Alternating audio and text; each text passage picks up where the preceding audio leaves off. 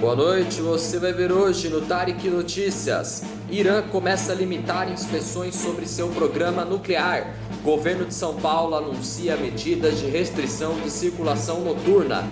Gana é o primeiro país a receber vacina do consórcio mundial COVAX. STF suspende até o fim da pandemia ações sobre posse e propriedade de áreas quilombolas. Irlanda estende seu confinamento até abril de 2021, mas vai abrir escolas em março. Polícia investiga a causa de acidente de Tiger Woods, golfista, e está acordado. Eu sou Tarek Lakes e está no ar o Tarek Notícias.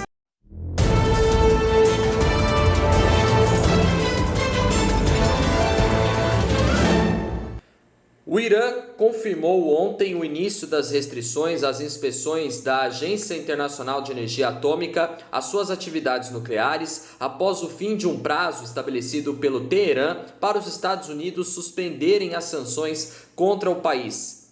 Nesse contexto de tensão, a Agência Internacional de Energia Atômica disse estar profundamente preocupada com a possível presença de material nuclear em um laboratório iraniano que não seja informado à agência, de acordo com um relatório interno consultado pela AFP ontem. O documento também citava que o Irã possui estoques de urânio enriquecido com uma quantidade 14 vezes superior ao limite estabelecido.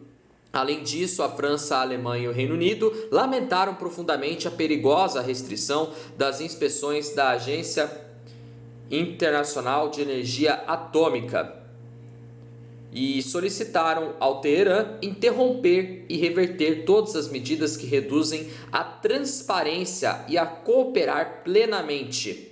De acordo com o texto publicado pelo parlamento iraniano em dezembro do ano passado, o governo é obrigado a limitar certas inspeções da Agência Internacional de Energia Atômica às instalações não nucleares, incluindo até militares suspeitas.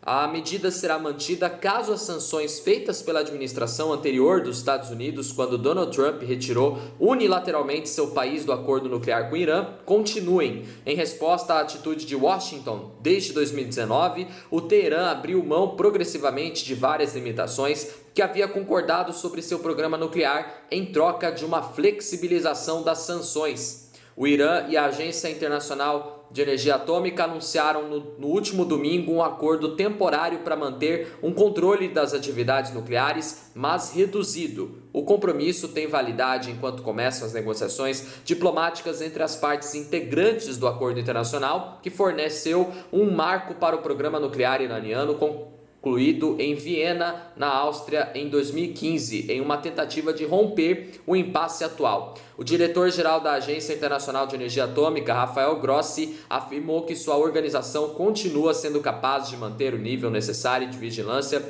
e constatação após as conversas com funcionários iranianos. O porta-voz do governo iraniano, Ali Habil, elogiou ontem o acordo eficaz e tranquilizador com Rafael Grossi, que segundo ele evitaria prejudicar as relações, a confiança mútua e a cooperação positiva entre o Irã e a Agência Internacional de Energia Atômica. Ao abrigo deste acordo técnico bilateral, que tem duração de 3 meses, mas que pode ser suspenso a qualquer momento, o número de inspetores do terreno não muda e continuam a ser possíveis verificações sem aviso prévio. A Organização de Energia Atômica do Irã afirmou no último domingo que as imagens serão retiradas se as sanções não forem totalmente levantadas em 3 meses. Concluído em Viena entre o Irã e o grupo 5+1, os 5 membros do Conselho de Segurança da ONU, Estados Unidos, França e Grã-Bretanha, Rússia e China, mais a Alemanha. O pacto prevê o levantamento gradual das sanções em troca de uma garantia de que o Irã não adquirirá armas nucleares. O jornal reformista Etemad, por sua vez, chamou o acordo temporário de uma iniciativa de 3 meses para ajudar a diplomacia, e o ultraconservador Kayhan saudou uma vitória da República Islâmica. Apesar de suas negativas, o Irã é acusado de querer adquirir armas nucleares, principalmente por Israel. Bom, vamos à próxima notícia.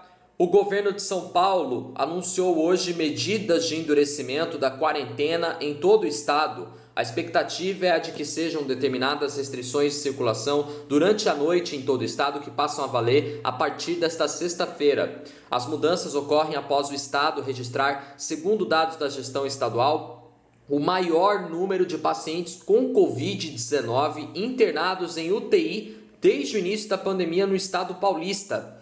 A secretária defende que a secretária estadual de Desenvolvimento Econômico, Patrícia Ellen, defende que a restrição de circulação após as 10 horas da noite evita aglomerações em bares, restaurantes e eventos clandestinos e que já teria impacto na redução da taxa de contaminação. Ainda de acordo com Patrícia Ellen, as alterações não devem impactar no funcionamento das escolas. Na avaliação do Comitê de Saúde do Governo, o aumento atual do número de internados em UTI está relacionado ao maior período de internação dos pacientes, o que pode sugerir uma maior gravidade da doença entre os contaminados no estado paulista.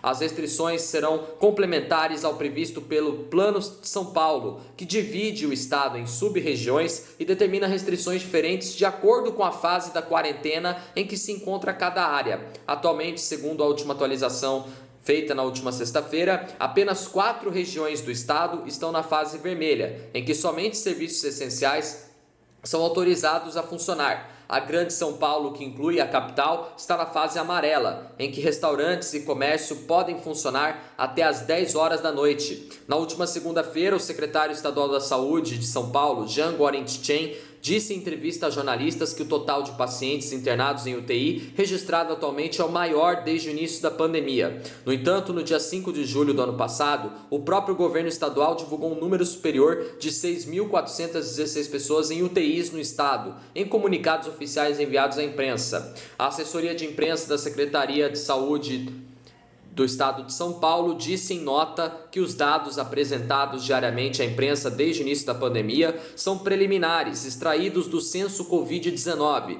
no dia e hora indicados no próprio parágrafo do release. Segundo a pasta, os dados citados pelo secretário na coletiva são consolidados das respectivas datas após depuração e análise técnica com as informações consolidadas de cada dia. Jean Guarentichen disse ainda que vai começar a padronizar as informações divulgadas a partir de hoje. Bom, vamos à próxima notícia. A aliança COVAX Facility, dirigida pela Organização Mundial da Saúde, fez hoje sua primeira entrega internacional de vacinas contra a Covid-19 para o governo de Gana. O país africano foi o primeiro a receber até o momento parte da remessa enviada ontem pelo Instituto Serum da Índia. São cerca de 600 mil doses da vacina de Oxford e AstraZeneca e mais de 80 mil pessoas de Gana, país com uma população de cerca de 29 milhões e 700 mil habitantes, já foram infectadas pelo coronavírus. Ao menos 580 pessoas morreram por complicações da Covid-19.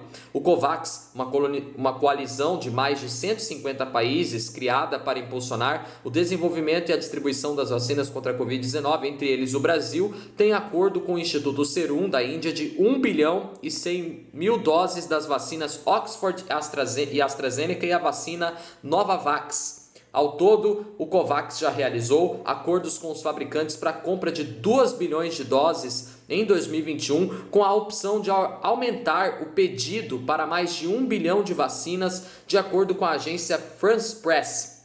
O Instituto Serum, maior fabricante de imunizantes do mundo, já forneceu milhões de doses da vacina da AstraZeneca ao governo indiano, milhões e a outros países subdesenvolvidos e em desenvolvimento. O diretor da empresa, Adar Poonawala, pediu no último domingo que o mundo tenha paciência com o envio das vacinas, uma vez que a Índia terá prioridade na aquisição das doses.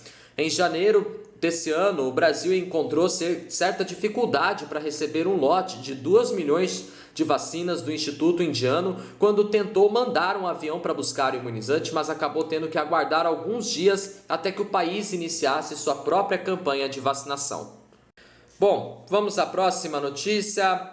O Supremo Tribunal Federal decidiu ontem suspender até o fim da pandemia ações na justiça que tratam da posse e da propriedade de terras quilombolas. Os ministros tomaram a decisão por 9 votos a 2 ao analisar uma ação apresentada pelos partidos PSOL, PSB, PT, PCdoB e Rede e pela Coordenação Nacional de Articulação das Comunidades Negras Rurais Quilombolas. No mesmo julgamento, o tribunal decidiu determinar ao governo federal que elabore um plano de combate à Covid-19 entre as comunidades quilombolas. A decisão sobre suspender as ações foi tomada a partir do voto do ministro Edson Fachin. O voto foi acompanhado pelos ministros Alexandre de Moraes, Dias Toffoli, Carmen Lúcia, Luiz Roberto Barroso, Rosa Weber, Ricardo Lewandowski, Gilmar Mendes e Luiz Fux. O ministro Cássio Nunes Marques, no entanto, considerou que a proposta de Edson Fachin traria possível e indevida restrição ao acesso à justiça,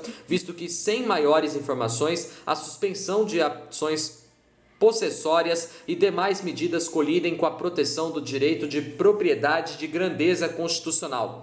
Por maioria de votos, o STF também determinou a criação pelo governo federal de um grupo de trabalho para debater, aprovar e monitorar a execução do plano. Pela decisão, deverão integrar o grupo ministérios, órgãos públicos e entidades, entre as quais a Associação Brasileira de Saúde Coletiva e a Coordenação Nacional de Articulação das Comunidades Negras Rurais Quilombolas. Bom, vamos à próxima notícia. A Irlanda estenderá seu terceiro confinamento para combater a disseminação da Covid-19 até o dia 5 de abril, porém, a Irlanda vai abrir as escolas no dia 1º de março, anunciou o primeiro-ministro irlandês Michael Martin. Depois de conseguir conter a pandemia durante meses, esse país de 5 milhões de habitantes viveu um aumento explosivo de casos a partir de dezembro do ano passado, principalmente devido à variante britânica, que agora representa até 90% das novas infecções no país da Irlanda, segundo o primeiro-ministro irlandês. O governo irlandês ordenou no final de dezembro do ano passado sua terceira quarentena e o fechamento de comércios não essenciais. As pessoas deverão ficar em casa pelo menos até o dia 5 de abril, segundo indicou o primeiro-ministro. No entanto, as escolas fechadas em janeiro abrirão de forma parcial a partir do dia 1º de março, permitindo que 320 mil crianças voltem às salas de aula. A Irlanda registrou 4.181 mortos pela Covid-19 desde o início da pandemia, mas 45% delas ocorreram em 2021. Cerca de 350 mil doses da vacina contra o coronavírus foram administradas no país, cujo primeiro-ministro prometeu que mais de 80% dos adultos receberão pelo menos uma dose até o início do verão na Irlanda, quando é inverno aqui no Brasil. Bom, vamos à próxima notícia.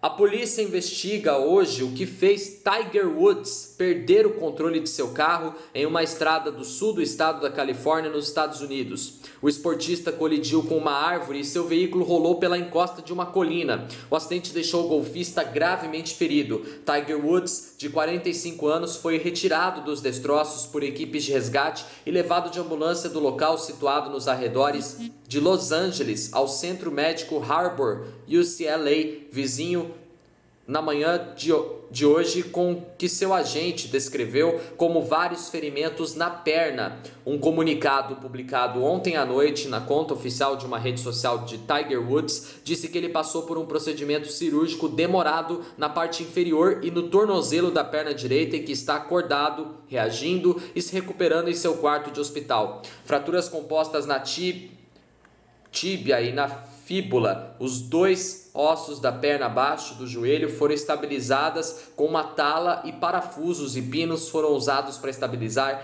ferimentos adicionais em seu pé e tornozelo, segundo disse o Dr.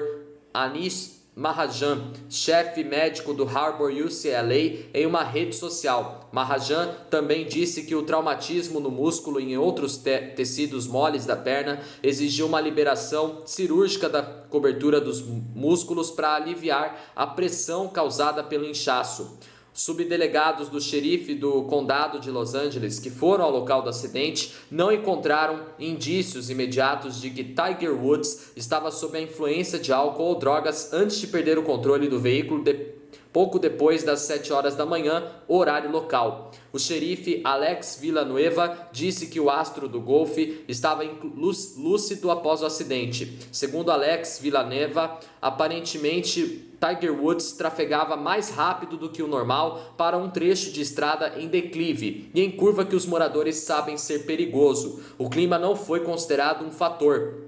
Imagens de vídeo do local mostraram Gênesis 2021 de Tiger Woods seriamente amassado, virado de lado e com as janelas quebradas perto do sopé da colina. Os ferimentos de Tiger Woods não representam risco de vida, segundo disse o xerife Alex Villanueva, mas comentaristas esportivos já especulam se o acidente pode encerrar a carreira do maior golfista de sua geração. Bom, nosso jornal Tarek Notícias termina por aqui. Se você quiser rever nossos vídeos desde a nossa primeira edição do nosso jornal, tá no nosso canal, corre lá, deixa seu like, se inscreva no meu canal, me acompanhem também no Instagram e no Facebook. Tenham todos uma boa noite, uma ótima quarta-feira para vocês e até amanhã em mais uma edição do Tarek Notícias. Valeu, tchau!